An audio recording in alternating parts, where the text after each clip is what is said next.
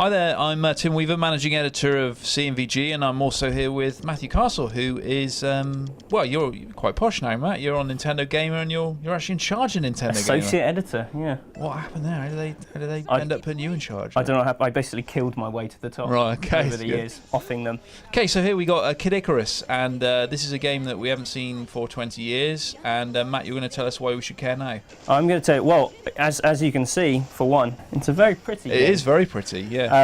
Basically, what's happened here is this was the game 3DS was announced with way back at E3 2010. You know, they used this as their big reveal. They decided to revive Kid Icarus under the stewardship of Masahiro Sakurai, who is the bod behind Smash Brothers. Yep.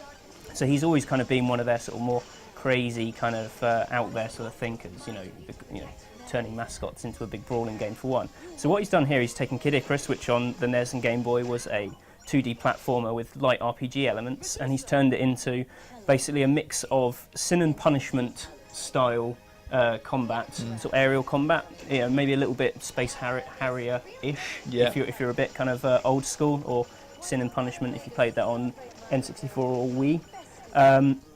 That's the aerial stuff which you're seeing here, because the game's split into two halves. You'll see the ground combat in a bit.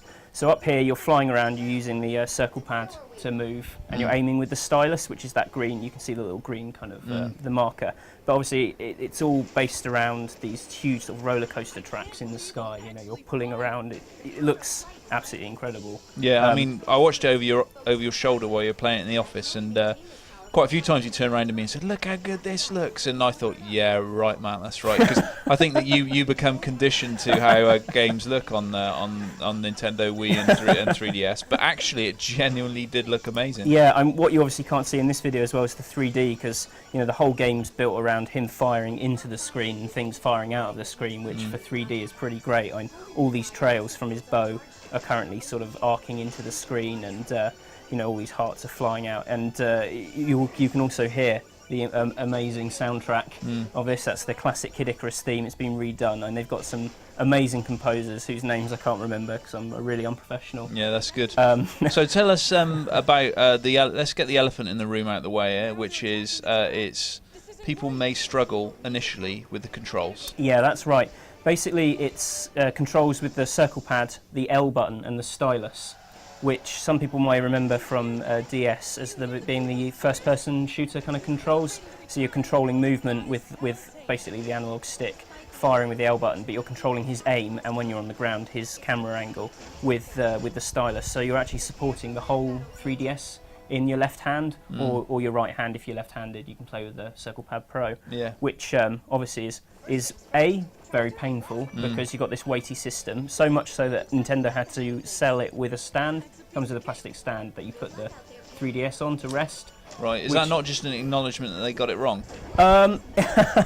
It might be, but this is the crazy thing. I know I've personally developed a new system where I basically sort of wedge it into my... Developed another finger. Yeah, I've mutated a new kind of weird hand that grows out of my chest. No, I basically wedge it into my leg and it plays fine. It's basically about anything to take the weight off the unit.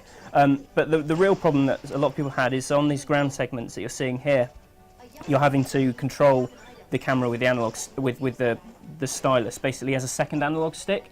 So you're having to sort of flick the touch screen, which starts the camera spinning, and then touching it again to sort of pause the camera, which is really, really hard to put into words. But as you can see from this action, or I hope you can see, I'm doing okay in this level. It looks like you're doing okay. I'm not dying. You can see where all the action is, and this was, you know, I've played the game a lot, but it became sort of second nature after just a couple of hours, and it's a big game, and it's about 10 hours for the whole single-player campaign. So you've got time to get used to it. But what's really special about this game is that it's all built around massive replayability kind of elements. In that it has 90 difficulty modes. 90? What? 9-0? Yeah, 9-0. So what? So what?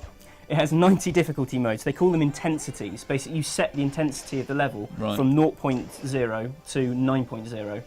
And that point increments. And that populates it with more enemies, harder hitter enemies, less health. But the idea is that the higher the difficulty you play it on, the higher the intensity. Right. Is there a reward for playing it on level 99? Yeah. Well, if you play it on level, That's 89. sorry. 9.0 is the highest 9.0 one. is right. Yeah, you get more hearts, which are like currency, and also the weapons that you pick, like loot, have got stat sort of criteria and things, Right, so stat okay. buffs.